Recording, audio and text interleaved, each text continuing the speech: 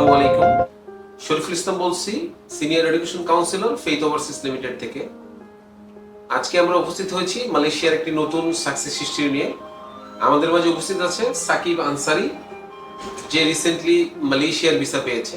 আসুন আমরা তার কাছ থেকে শুনি তার সফলতার গল্প। আসসালামু আলাইকুম, আমি সাকিব আনসারি। আমি রিসেন্টলি মালয়েশিয়ার ভিসা পেয়েছি।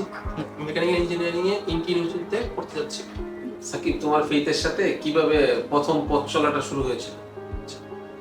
আমার ফোনে একটা প্রমোশনাল মেসেজ আসে, সেখানে শান্তাফোন নাম্বার ছিল। সেই নাম্বারে আমি যোগাযোগ করি।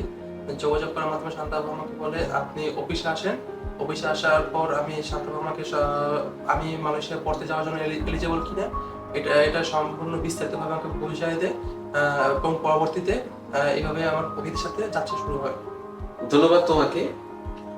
এই যে ফাইল প্রসেসিং চলাকালীন সময়ে থেকে এখন পর্যন্ত ভিসা পাওয়ার ক্ষেত্রে ফেইথের সাথে তোমার কিরকম অভিজ্ঞতা ছিল? আমার এডমিশন থেকে ভিসা প্রসেসিং পর্যন্ত যত প্রক্রিয়া ছিল, সেখানে আমাকে ফেইথ ওভারসিজ লিমিটেড সবসময় বিভিন্ন ডকুমেন্ট রেডি করার জন্য বা আনার জন্য বা তৈরি করার জন্য এগুলো আমাকে সাহায্য করেছে অনেক। এবং আমি শান্তাবাগের সাথে সাথে অনেক ধন্যবাদ দিতে চাই, সে আমাকে অনেক হেল্প করছে। তুমি উচ্চশিক্ষার জন্য মালয়েশিয়াকে কেন বেছে নিলে? মালয়েশিয়াকে বেছে নেওয়ার অন্যতম কারণ হচ্ছে লো টিউশন ফি এবং কম সময়ের ভিতর ভিসা প্রসেসিং হয়, এবং স্কলারশিপ অপরচুনিটি ভালো। আমি ফুল অ্যাকোমোডেশন স্কলারশিপ পেয়েছি।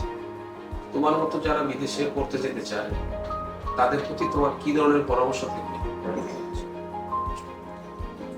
যারা উচ্চশিক্ষার জন্য বাইরে যেতে চাচ্ছেন, তা আমি তাদের প্রেফার করবো যে ফেইথ ওভারসিজ লিমিটে আসেন, আসে আপনার ফাইল অ্যাসেসমেন্টের জন্য যোগাযোগ করতে পারেন। এখানে অনেক দক্ষ কাউন্সিলর আছে যারা বিভিন্ন কান্ট্রি নিয়ে কাজ করে। আপনি যদি এখানে আসেন তাহলে আপনার উচ্চশিক্ষার স্বপ্ন পূরণ হতে পারে। তো তোমার সর্বশেষ অনুভূতি, তুমি যেহেতু অলরেডি ভিসা পেয়েছো, তোমার সর্বশেষ অনুভূতিটা জানতে চাচ্ছি। আলহামদুলিল্লাহ, আমি মালয়েশিয়ার ভিসা ভিসা পেয়েছি, এবং ধন্যবাদ faith overseas limited. Congratulations and best of luck.